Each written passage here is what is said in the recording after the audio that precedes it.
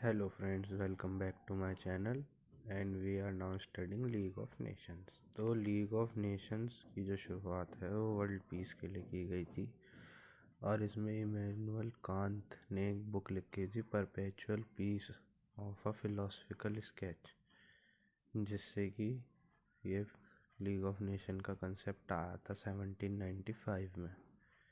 अब league of Nations की जो मेन कन्वेंशन है वो हेग कन्वेंशन है, जो 1899 और 1907 में हुई थी, जिसमें कि ये डिसाइड किया गया था कि रूल ऑफ वॉर क्या होंगे, peaceful settlement of international dispute क्या होगा, और ये मेन जो था इसका जो था पर्पस था वो वर्ल्ड पीस था, टू मेंटेन वर्ल्ड पीस।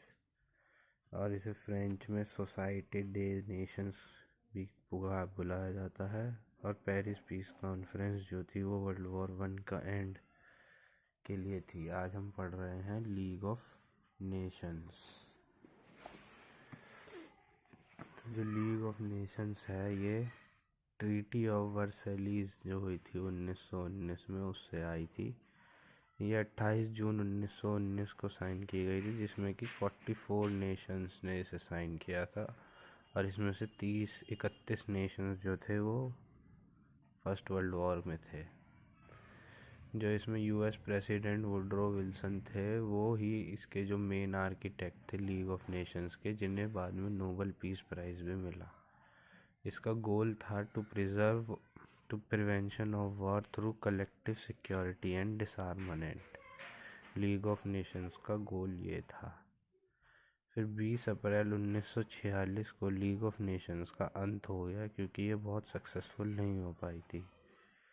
इसमें पेरिस पीस कॉन्फ्रेंस 28 जून 1919 को लीग ऑफ नेशंस की ये हुई थी कन्वेंशन, और लीग ऑफ नेशन 10 जनवरी 1920 को आ गई थी।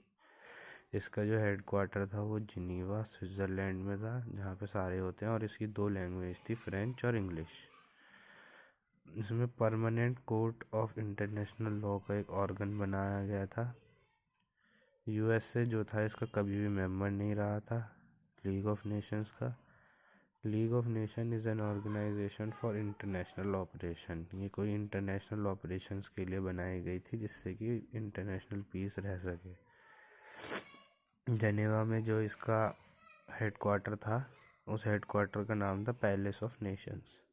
जो इस लीग ऑफ नेशंस का बेसिक आइडिया था वो एग्रेसिव वॉर क्राइम को ख़त्म करने का था, और जो उसके विक्टिम है उनको भी ख़त्म करने का था। जो वॉर से बहुत सारी दुर्घटनाएं हो जाती हैं, बहुत कुछ हो जाता है वॉर से, तो उन सबको ख़त्म करने के लिए लीग ऑफ नेशंस को बनाया गया था, इसका कॉन्सेप्ट लाया गया था। इसके जो थे 3 मेन ऑर्गन थे, एक जनरल सेक्रेटरी, जनरल असेंबली, दूसरा एग्जीक्यूटिव काउंसिल, तीसरा परमानेंट सेक्रेटेरिएट। इसके जो थे 3 ऑर्गन थे, जनरल असेंबली, एग्जीक्यूटिव काउंसिल और परमानेंट सेक्रेटेरिएट। और ये इसकी जो परमानेंट मेंबर्स थे वो थे फ्रांस, यूके, इटली और जापान। इसके जो परमानेंट मेंबर्स थे वो थे फ्रांस, यूके, इटली और जापान। अब इसके हम फेलियर्स पे आते हैं कि लीग ऑफ नेशंस का फेलियर क्या था। इसमें जो पहला फेलियर था यूनैनिमस डिसीजन का था, कि मतलब सब कंट्रीज़ को एक सही मतलब डिसीजन होना चाहिए, तभी वो पास हो सकता है। फिर withdrawal of members by giving 2 year notice. इसमें कोई भी मेंबर विड्रॉल कर सकता था अपने आप को, वो भी 2 साल का नोटिस देके। और सॉवरेनिटी ऑफ स्टेट, इसमें स्टेट की सॉवरेनिटी के ऊपर भी क्वेश्चंस आ जाते थे, क्योंकि हमें जैसे इसमें पहले वाले पॉइंट में देखा हमने यूनैनिमस डिसीजन था, तो इसमें ये सारी कंट्री को और एक साथ ही डिसीजन लेना पड़ता था, मतलब एक जैसा डिसीजन लेना पड़ता था।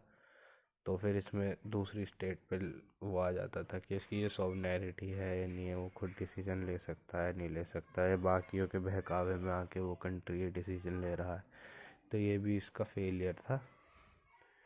फिर इसके बाद जब लीग ऑफ नेशंस का एंड हुआ, तो उसके बाद यूनाइटेड नेशन ऑर्गेनाइजेशन एस्टेब्लिश हुआ। फिर फिर ये यूनाइटेड नेशन ऑर्गेनाइजेशन है, इसे हम अगली वीडियो में कवर करेंगे। इतने आप लीग ऑफ नेशंस को पढ़ें, और अगर आपको ये वीडियो पसंद आई है तो एक लाइक और एक शेयर ज़रूर करें।